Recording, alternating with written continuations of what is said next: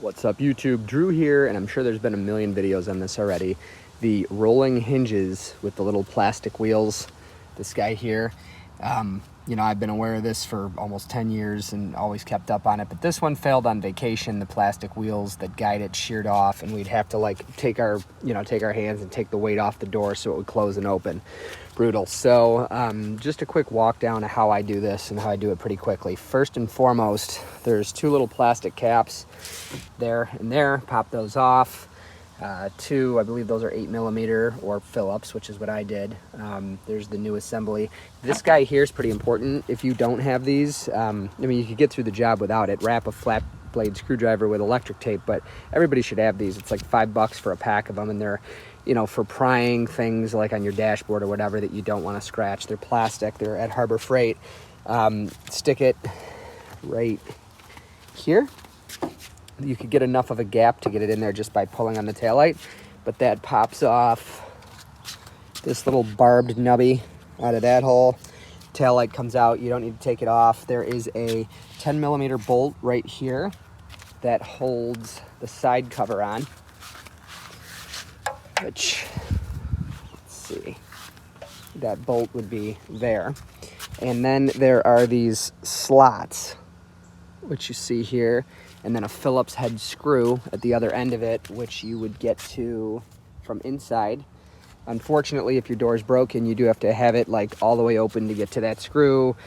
You have to open and close it a couple times, which sucks. But then once that screw's out, those slots right on these, right? You slide the whole thing forward with the door in this kind of exact position, and it pops off. Now you've got a couple of, I believe, 12mm bolts right there holding it on. But here's my trick that makes it easy for me. I use a floor jack. I don't put any pressure on it, but I let the door ride on that floor jack so I can pull the door away from the van and do my work. So yeah, basically that's my trick for how I do it. I'll show you guys, you know, how this connects to the cable and sits in the track and yada yada.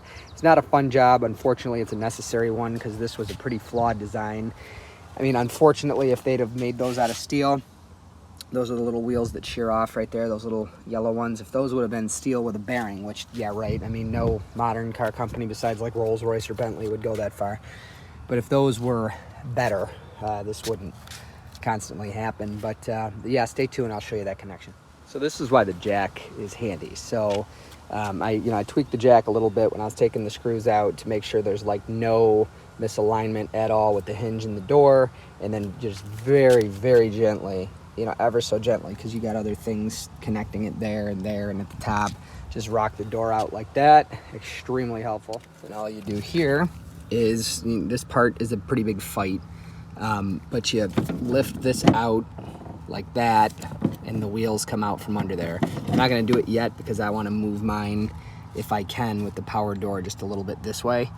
You know, which is super risky, so do it at your own risk kind of thing. But the big help here is getting the door out of the way like I did. So and then obviously assembly is the reverse of this assembly. So there's the problem with this one. Look at that.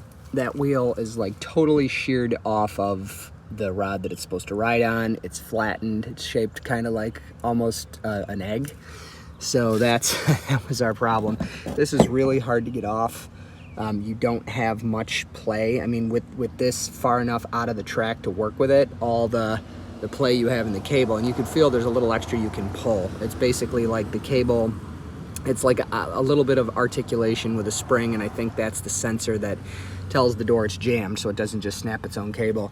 You only have a little bit to play with, and it's tough to get these in and out. I just grabbed a pair of pliers to pull that one the rest of the way out gently, and then obviously the other one's easy, but getting it back together is just as much of a pain in the butt. So but if I could do it, you could do it. So just hang in there. It's not difficult, it's just difficult, I guess, right? It's not undoable, it's just difficult. So hang in there and you'll get it. So once it's out, you've got your new part, your old part. This guy's pretty simple. Just do yourself a favor and take a picture of how the spring's oriented, and also note when you take it apart where this little plastic guy goes. But to get this apart, all you're gonna do is pick off this clip here, which is, a little bit more than 180 degrees of a circle, so it rides in the slot with pressure. You can see the little divots there to pick it out. Don't let it go flying, because then you're making a run to like Tractor Supply or Lowe's for a very inexpensive part, which would totally suck.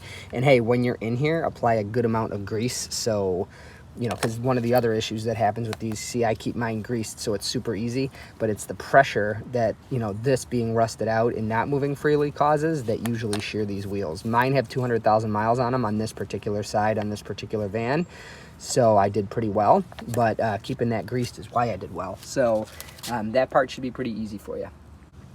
So this, by the way, this pin is splined, and it's in there with some pressure.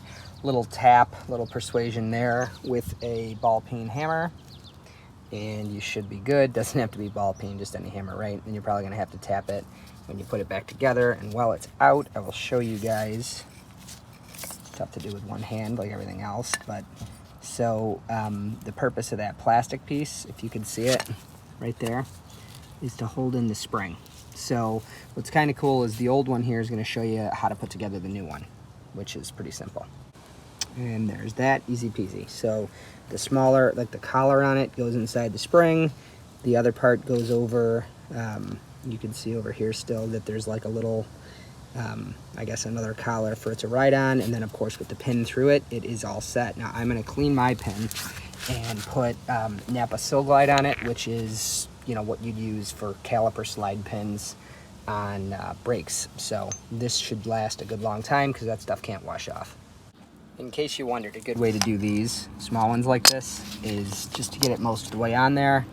Put the one side of the pliers like higher up on the pin, so you're kind of like cocked back, and then just squeeze it to pop that C-clip, I think is what it's called, back on there. Easy peasy. Now, I did take and fill the top of those with the Napa Sil Glide a couple times, and then create pressure in it with my thumb to force some of it down inside and around the shaft to try to help with this issue. All right, the moment of truth. Let's see which button. It would not do that before, so of course I knew this would work because I've made this repair on the other side and other similar or identical Odysseys we've owned. But anyways, hopefully this video has been helpful to you. Like I said, it's definitely not the first one out there. I know that. I just wanted our channel and our subscribers to have this video. So hey, maybe it's the best one you've seen, not sure. But either way, if it was helpful, give it a thumbs up and subscribe to the channel. Thank you.